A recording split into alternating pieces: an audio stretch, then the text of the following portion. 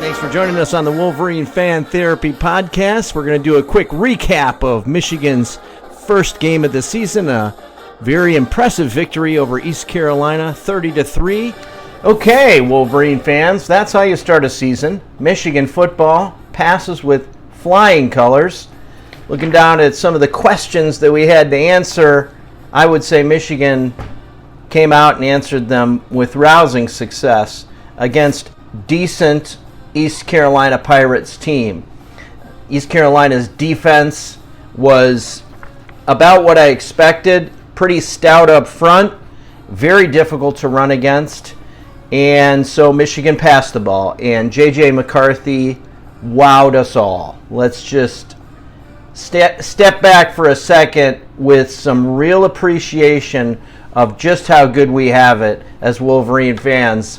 J.J. McCarthy looks like he is realizing every bit of the potential that we all knew he had, and the reason why he beat out Cade McNamara last year, who's now starting for another top 25 team, the Iowa Hawkeyes, and why Michigan's quarterback position is in such good shape.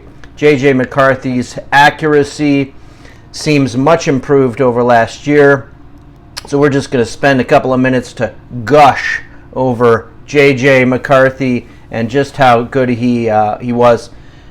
He was hitting receivers with pinpoint accuracy. He seems to have really developed some pocket movement and some greater pocket awareness so that he's avoiding taking as many hits. He's kind of using his athletic ability to laterally move in the pocket over to the open space, giving himself more time, and then of course giving receivers more time to get open.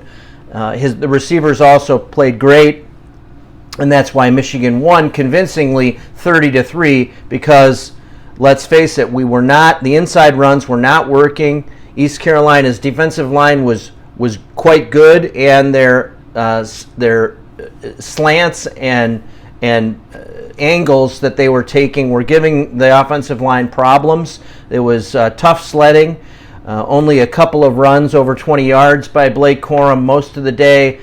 He and Donovan Edwards and others were bottled up. So it was the passing game that carried Michigan to victory, and it looks like that's going to be something that elevates Michigan to potentially realize the lofty goals that Michigan has for itself and prognosticators around the country have for Michigan this year. If J.J. McCarthy can really take that leap to the next level and potentially be a first-round draft pick, NFL-type quarterback, then the sky's the limit for this team.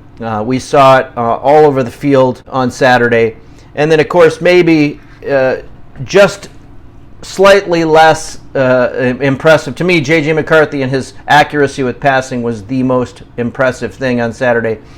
Just right behind that was Michigan's defensive performance. Obviously against an outmatched East Carolina offense that was replacing a lot of players and had first-time starters at quarterback. But East Carolina is not a bad football team. They're going to score points on teams regularly this year. I expect them to probably make a bowl game and probably average 20-25 points a game. Their skill players are really not bad. And Michigan was missing Rod Moore and Will Johnson, two potential All-Americans, as well as several other players, Amorian Walker and quite a few others. Makari Page did play, and yet they basically shut out East Carolina, save for that controversial field goal on the last play of the game.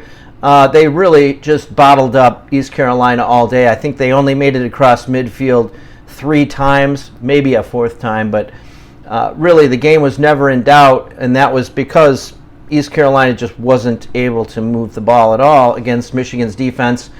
Kenneth Grant looks like he's ready to realize his potential and become a potential All-Big Ten player. Chris Jenkins obviously played great and is great. Michigan's linebackers, quite impressive. We knew Junior Colson was a good linebacker. He looks like he's ready to make another leap forward to first team All Big Ten, maybe All-American status. Mike Barrett is who he is, sixth-year player, solid. And then, of course, the newcomer who flashed brilliance a couple of times on Saturday, Ernest Hausman, number 15. Wow. Speed. He's only a sophomore. Michigan's got him for 2 or 3 more years, and it's going to be a lot of fun to watch him. So overall, very impressed. Going down some more of the things that we were talking about before the game.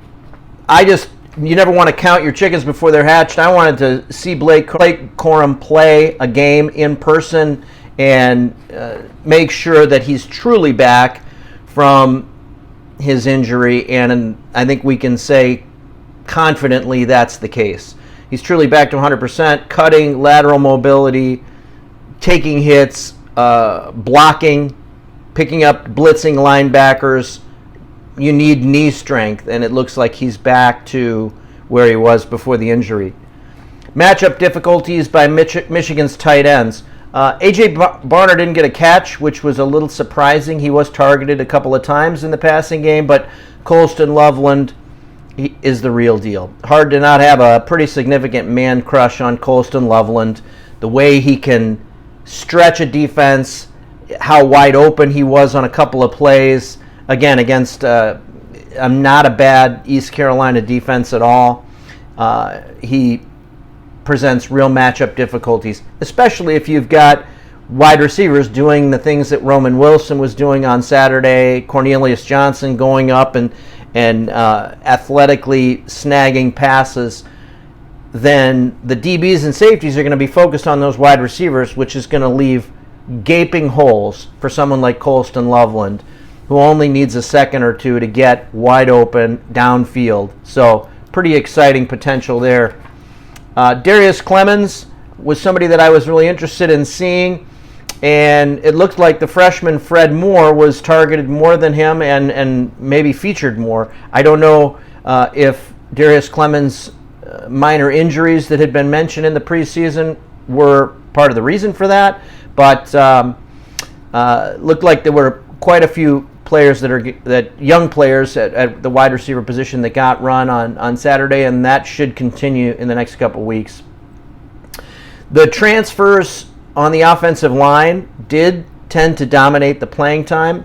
Drake Nugent, Miles Hinton, and both started, which was interesting. Looks like the offensive line, had a stout matchup, and there were some issues there, mixed up on some assignments, some missed assignments, and there's some work to do there. But the potential for the offensive line is just as great as it was before the game.